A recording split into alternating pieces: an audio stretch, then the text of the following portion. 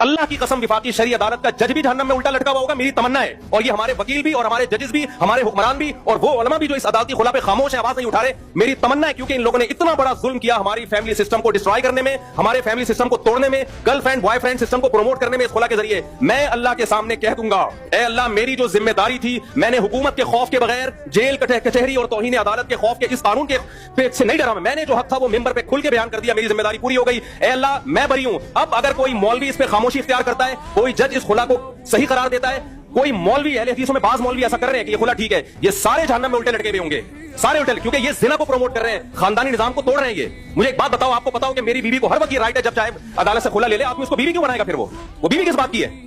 Girl friend اور بیوی میں فرق کیا رہ گیا؟ پھر گرل فرینڈ کو بھی یہ رائٹ ہے جب چاہے چھوڑ کے چلی جائے، بیوی کے پاس بھی کورٹ نے یہ رائٹ دے دی ہے جب چاہے کورٹ سے کھلا لے کے چلی جائے۔ ابے تو گرل فرینڈ ہی رکھ لیتا، اس سے بہتر نہیں تھا کیا؟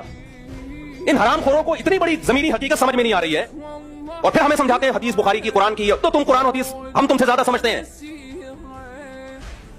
سب سے پہلے اجماع امت ہے، صحابہ نے، تابعین نے، چاروں اماموں نے قرآن حدیث سے کیا سمجھا ہے؟ تم 15ویں صدی کے مولوی ہمیں بتاؤ کہ قرآن حدیث کیا ہے؟ بہت افسوس ہوتا ہے، مجھے اہل حدیثوں سے یہ توقع نہیں تھی، جب میں اہل حدیثوں کو دیکھتا ہوں اسی عدالتی خلا کو پروموٹ کر رہے ہیں۔ یار تم تو صبح شام کہتے ہو قرآن حدیث قرآن حدیث، تمہیں کیا ہو گیا؟ اس سے میں تقلید پہ اور مضبوط ہوتا ہوں کہ آپ ان مذاہب اربعہ کو فوکس کرو تاکہ اس گمراہی سے بچو آپ، ورنہ ہر شاخ پہ الو بیٹھا ہے، انجام گلستاں کیا ہوگا؟ قرآن حدیث کے نام پہ ہر شخص آپ کو گمراہ کرے گا۔ کوئی ایسا خلا نہیں ہے، نہ قرآن میں نہ حدیث میں، کہ عورت جب چاہے جائے اور کورٹ سے خلا کی ڈگری لے کے دفع ہو جائے۔ وہ ایسا یہ نہیں مانتا اسلام، یہ زنا ہے۔ عورتوں کو پسند ہو تو بھی یہ زنا ہے، پسند نہ ہو تو بھی یہ زنا ہے۔ زنا پہ اسلام کا لیبل مت لگاؤ، آپ گرل فرینڈ بن جاؤ کسی کی، لیکن عورتیں بھی پیڑے کھاتی ہیں، نہیں بیوی بن کے حقوق بیویوں والے لینے، یعنی پاور وہ لینی ہے جو گرل فرینڈ کے پاس ہوتی ہے، حقوق وہ لینے جو بیویوں کو ملتے ہیں۔ گرل فرینڈ کو نان نفقہ ملتا ہے؟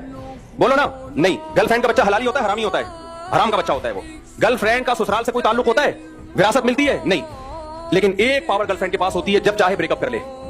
بیوی کو نان نفقہ ملتا ہے، گیس بجلی کا بل ملتا ہے، اس کے بچوں کی علاج معالجہ، ساری زندگی کا سہارا ملتا ہے، لیکن ایک چیز اسلام اس سے لے لیتا ہے، بھائی تمہیں اتنے بینیفٹس مل رہے ہیں تو بریک اپ کا تمہارے پاس رائٹ نہیں ہے۔ ہماری عدالتوں نے اور وفاقی شرعی عدالت نے اس کو مؤثر قرار دے کے کیا کیا ہے؟ عورت کو حقوق بیوی والے دے دیے، یعنی مرد پہ ذمہ داریاں ڈال دی، اور پاور گرل فرینڈ والی دے دی۔ تو آدمی کا بیڑا غرق، آدمی کا کیا کر دیا؟ بیڑا غرق کر دیا۔ اور یہ صرف پاکستان میں نہیں، پوری دنیا میں یہ ہو رہا ہے، اور ہمیں بتایا جاتا ہے کہ فلانے اسلامی کنٹری میں بھی یہ قانون ہے۔ اور بھائی صاحب، اس زمانے کے اسلامی کنٹریوں کے قوانین کو پرکھا جائے گا قرآن و سنت پہ۔